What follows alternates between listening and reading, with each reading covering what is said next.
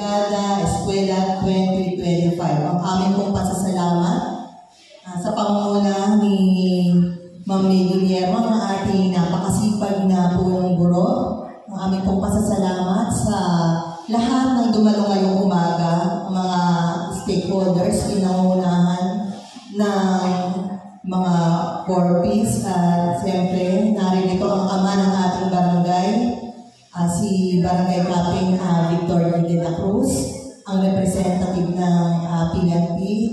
Sir, hindi ko na po isa-isa ko, ang mga pinuno ng iba't ibang organisasyon na dumalo ngayon, ang mga estudyante, mga magulang. Maraming salamat po sa inyong pagdalo at maaga pa lang po ay narito na at nakapaglinis na, nakatuwang na ng paaralan ang mga corpis at iba pang mga stakeholders. Hindi pa man po nag-start ang ating kick-off program, ang ating opening program, ay marami na pong improvement ang nagawa sa ating paligid. Dadagdagan ko na lang po ang pinaliwanag ng ating minamahal na punong guro tungkol po sa kung ano nga ba ang Brigada Eskwela. At batay nga po sa nabanggit na DepEd Memorandum number 42 series of 2025, ang Brigada Eskwela, alam na po natin na ito ay tuwing magbubukas ang paaralan, nagsasagawa ng 5 araw na paghahanda ng paaralan para sa isang ligtas o safe learning environment para sa ating mag-aaral. Hindi lang para sa mag-aaral, kundi para na rin po sa mga guro. Para sa simula pa lang po ng pagbabalik ng eskwela ng mga estudyante, ay tiyak po nakaaya-aya ang paligid at higit sa lahat, ito ay ligtas. Sa mga nakalipas pong Brigada Eskwela, lagi nga po ang diin at focus ay para sa pagsasagawa ng paglilinis, minor and major repair, at iba pang kahalintulad na mga gawain. At ngayon po, dinagdag na nga po dito, kagaya nga po ng binanggit sa tema na sama-sama para sa bayang bumabasa, na ang diin nga po ay para pabasahin ang mga mag-aaral, lalo na po ang mga papasok na grade 7 learners.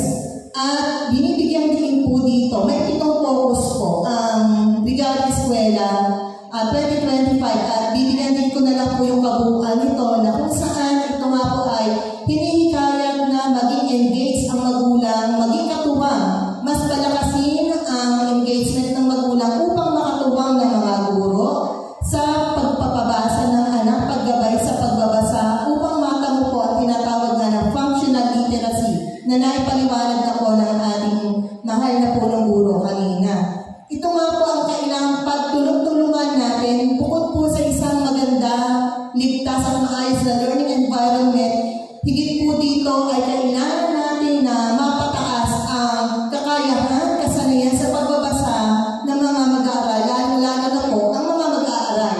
Ang mga anak po na kailangan ng ibayong katuwang, ibayong paggabay sa pagbabasa upang maging functional literate, unawaan po nila ang kanilang binabasa. Kasi po kapag nababasa lang nila ang kung anumang babasahin, natapos basahin at walang pag-unawa, ito po ay wala ding silbi.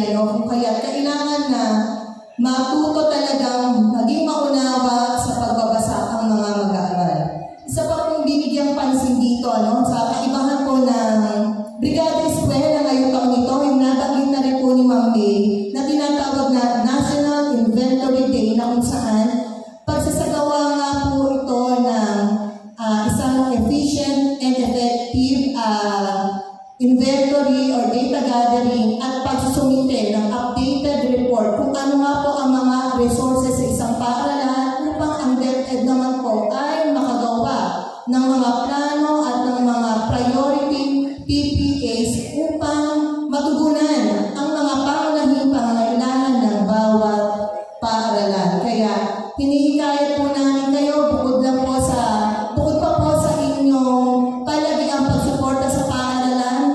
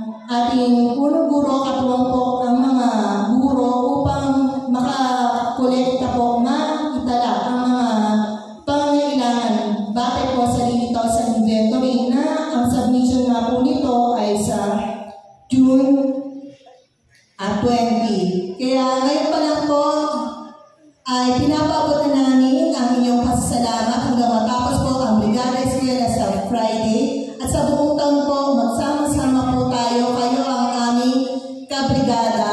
Hindi lang sa opening of classes, hindi lang yung 5 araw, kundi sa buong school year po, lagi po namin kayong katuwang, lahat po kayo. At muli po, maraming salamat.